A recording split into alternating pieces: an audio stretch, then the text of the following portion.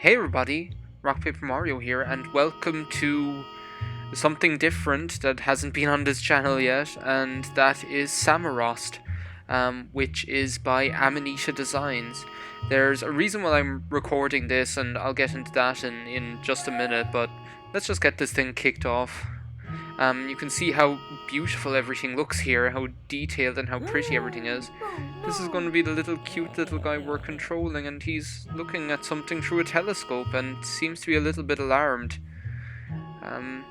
by this thing, which looks like some sort of big bird or something. I never know whether it's actually supposed to look like an actual creature or something. But whatever it is, be it a planet, be it an organism, it's heading straight for our home and it's going to obliterate us. Which means it's time for us to hop into our hot dog can spaceship and do something about it, or else we're not going to have anywhere to live. Poor little guy. I suppose we could live there, on this, new planet, if needs be. We could, live here with all these weirdos. The fact that it's, a little can, the way it's like a hot dog can, it always reminds me of Button Moon. If any of you have ever seen it, it's a really cute little kids show from the 80s, where all the things, all the characters and everything in it is made out of household items. It's really cute, but their spaceship was like a Heinz beans tin. So yeah, Samorost. It's the original first Amnesia Designs Samorost game. And it's a little short in-browser point-and-click game, so based on little puzzles. So we're after landing here on this planet. We can click this button, but it's not going to do anything. We can fumble around with these weirdos, but they're busy picking grass or whatever they're doing. And this guy's just sitting there chilling out, maxing, relaxing, all cool, smoking something or other. So yeah, we're just gonna leave him enjoy himself and enjoy himself there. And while he's sitting back and having a smoke, I'm going to explain why I'm recording this. Basically, I went to record Hatable Boyfriend today on Lavos. And I don't know, it just didn't want to work that well, and he's after running out of wacky tobacco there, so let's just use this key of his to open up, well, it doesn't open up, but activates this little switch. That doesn't seem to be doing much at the moment, does it? But if we realign this cable, well then it'll let our little guy, or little dude who's after procuring skis from somewhere, get up on top of this hill. So yeah, I went to record Hatable Boyfriend on Lavos, and Lavos just didn't seem to want to do it. There was multiple issues there, and I was and you guys know Lavos is on the way out anyway. There's the keyboard, half the keys don't work or anything, and it's just really slow and just doesn't work. So oh, that's pretty cool. So what I did was I actually got Screenflow for Enya for my Mac, and I didn't want to test it with Hatable Boyfriend because first of all I'm doing Hatable Boyfriend blind. Hannibal Boyfriend. First of all I'm doing Hannibal Boyfriend blind, and if something went wrong and I had to re-record, it wouldn't be blind anymore. So oh yeah, we'll have to get this doofus out of our way first. Here, hop along. And go pick grass somewhere else. You don't need this exact grass over there. No, don't go back. You're in our way. If you go back there again, I'm just gonna blindside you and knock you off that cliff. Yeah, so that was one reason, and the other reason is usually I record Hatable Boyfriend. I can't say that. Hatoful Boyfriend. There, you see, that I have to say it like that. The other reason is because when I record Hatoful Boyfriend, it's usually in quite big blocks, because I'll record the whole one whole arc, one whole story in it. and that isn't really conducive to testing whether like software will work properly. So I decided I want to do something short to test screen capture. I'm gonna do Samorost since it's something I really want to do in this channel anyway. So as you can see, it's a beautiful game. It's just so organic and real and photorealistic and kooky and microscopic and amazing. Um, it's not that difficult as far as puzzles are concerned. Basically, if you ever don't know what to do, just mouse around the screen and wait until you find an active part of the screen. But it's made by Amanita Designs, who also made Botanicula and Machinarium, two of my favorite games ever. I really am quite in love with their games because they're just so warm and so beautiful, and they just make you think. Like if you scale down your vision, then you just see so much more. Like like let's say this like stump here, like it looks like an actual tree stump. But here like pterodactyl eating that fish bone, munching and crunching, munchums and crunchums. Like if you like saw this stump from far away, you'd say like, oh, that's a mossy stump. And then as you go closer and closer, and you scale down your vision to like the minute insectival level, to the micro level, well then you start to notice, well, it's not just a stump with bark. There's beautiful patterns and ridges and bumps and nodules and nodes and oh, there might be like a little insect or a small little bug crawling along, or that's not just moss, it's thousands of little strands of moss and things like that. And it just makes the world so beautiful then, you know? And that's something that I really like about the Amanita games is like this one. It's just everything's just so detailed and so pretty. Like be it organic. Like if you're looking at games like Botanicula, like that's 100% organic. It's insects and plants and bugs, and it's beautiful. Or mechanical. If you're looking at Machinarium, it's about machines and robots and all sorts of things. And oh, there's like a little bulb in there. And it's greasy, and it's greasy and dirty and scruffy and rusty, and it's beautiful as well, because let's say if you looked at a piece of metal, you might say, oh, that's a rusty piece of metal.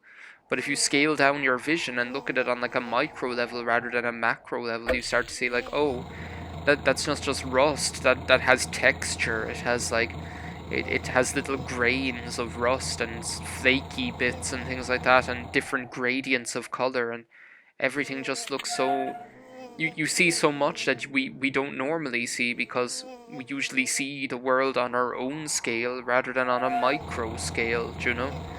And that's what I always think about these games, and it's why I love them so much. That there is like a sequel to Samorost called Samorost 2, and I'm sorry I'm just kind of like doing this in the background, but I think it's just so pretty to watch and self-explanatory. But I think it's more fun to just talk about nice things rather than say like, oh, well, now what we have to do is we have to click on this woodpecker, and oh, well, what we're going to do next is click on this worm. And it's like, yeah, you can see what I'm doing just by virtue of me doing it, and I'd almost prefer us to just get lost in this pretty little place with all this rough bark and these little knots and things like that, you know? Got like a weird little squirrel with a lady's face in there. And she's kind of like, she can't listen to her music. She has her like fingers in her ear because all these worms are eating stuff. And she can't relax. There's no peace and quiet. There is a sequel to Samorost called Samorost 2, which I'd like to do as well. But which is like a little bit longer, and just recently, just this year, they released Samorost 3, which I haven't played yet. It is on my Steam wish list. I can't pronounce letters today. It is on my Steam wish list, but I haven't got around to playing it yet. So, but I will someday. So yeah, when we get onto like the cool like techno beats, and the owl will wake up and start grooving, we can make her hop over there, knock us down.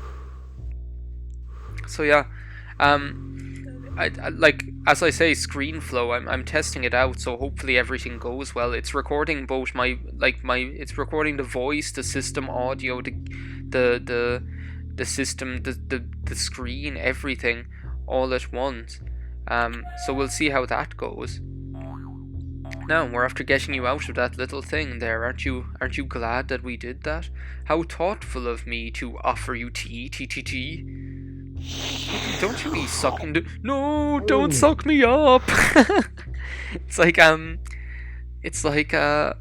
what was I saying? That polar bear cafe, the way that panda, do you know the way his, like, the mother panda sucks him with the hoover, and he's like, oh no, don't suck me up. That's like his punishment, is getting sucked up by the hoover. So obviously we need to get past this anteater guy, and it stands to reason, if we wanted to distract an anteater, what better way than to use an ant? So we're just redirecting traffic here with this little barrier, so the ants are forced to go past him and meet to their demise. But I don't know, I don't really feel like sacrificing any more ants than we have to that guy.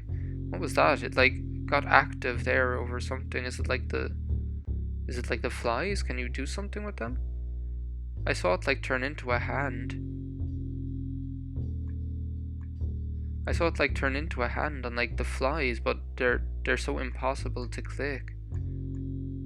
Oh well. So yeah, let's see what we can do about this door here, because this seems to be some sort of control panel. Obviously the clue is there on the door, which is a great security mechanism. It's like if there was like a password to get in there and they just wrote it on the door. They were like, oh, if you say this word, the locked door will become unlocked. It's like, well, what's the point in locking it in the first place? So now this looks like the kind of place where we might be able to accomplish something. We can make like little puffs of steam be emitted by these pipes and things. Hey there, hi. I just waved up my screen. So yeah, this'll like lower and raise the pressure, I presume. And Q equals 50 according to this boiler thing, so we're gonna raise it up to 50. And then we're going to press the ladder button. So yeah, it's just like, once again, like here we have some mechanical stuff rather than organic material. And again, just like what I was talking about the texture of rust, like it would have been easy to just like put in a gear, like draw a gear. And if you picture the gear, you don't automatically picture like the minute little textures, the little stippling of the rust and corrosion and oxidization. And it's just like, what I like about these games, this and Botanicula and Machinarium, is that they just remind you how actually beautiful the world is in minute scale. I suppose if worse came to worse, we could just stay on this this monstrosity that's rocketing through outer space. I mean, it's not that bad a place, you know? It's pretty. And but I suppose like you would want to remain, like if you built a home there, and obviously he's built like a little house on his small little planet, well, you'd want to return there as we are now. So mission accomplished. And our home is safe. So yeah, that was the original Samorost, quite old at this stage. I'm hoping that this turned out well. If Screenflow seems to be working well, then if it does work out, then it'll be brilliant, because like recording voice and game audio and video all at once, and it just looks like it'll be very typically OS 10. Everything that works, that's working in the background, works on its own and does everything properly without you having to worry about it. So if this works out, then I'm going to record Hatoful Boyfriend tomorrow. And yeah, thanks a million for watching this little Samorost video. I'll see you in the next thing. Bye.